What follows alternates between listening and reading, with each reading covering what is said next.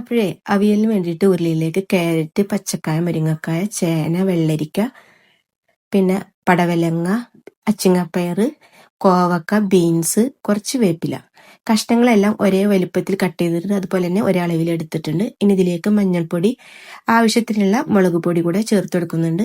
എന്നിട്ട് കുറച്ച് വെളിച്ചെണ്ണ ഒഴിച്ചിട്ട് കൈ വെച്ച് നന്നായിട്ടൊന്ന് മിക്സ് ചെയ്തിട്ട് കൊടുക്കുക. കുറച്ച് നേരം ഒന്ന് ഇത് മാറ്റി വെച്ചതിന് ശേഷം ഇനി നമുക്കിത് വേവിക്കാൻ വേണ്ടി മാറ്റി വെക്കാം. അപ്പോൾ വളരെ കുറച്ച് വെള്ളം ഒഴിച്ചിട്ട് ഒന്ന് വേവിച്ചെടുക്കുക, അടച്ചു വെച്ചിട്ട് വേവിച്ചെടുക്കുക കേട്ടോ. ആ ഒരു ടൈം കൊണ്ട് ഇതിലേക്ക് അരപ്പ് തയ്യാറാക്കുക. തേങ്ങ എടുത്തിട്ടുണ്ട്, അതിലേക്ക് ചെറിയ ജീരകം, ചെറിയ ഉള്ളി, കുറച്ച് വേപ്പില, പച്ചമുളക്, മഞ്ഞൾപ്പൊടി, പിന്നെ കുറച്ച് ഉപ്പ് കൂടെ ചേർത്ത് ചതച്ചെടുത്തിട്ടുണ്ട്. ഈ ഒരു ടൈം കൊണ്ട് കഷ്ണങ്ങളെല്ലാം ഇവിടെ വെന്ത് വന്നപ്പോൾ അതിലേക്ക് കുറച്ച് ഉപ്പ് ചേർത്ത് കൊടുത്തിട്ട് ചതച്ച് വെച്ച തേങ്ങ കൂടി ചേർത്തിട്ട് നന്നായിട്ടൊന്ന് ഇളക്കി കൊടുക്കുക.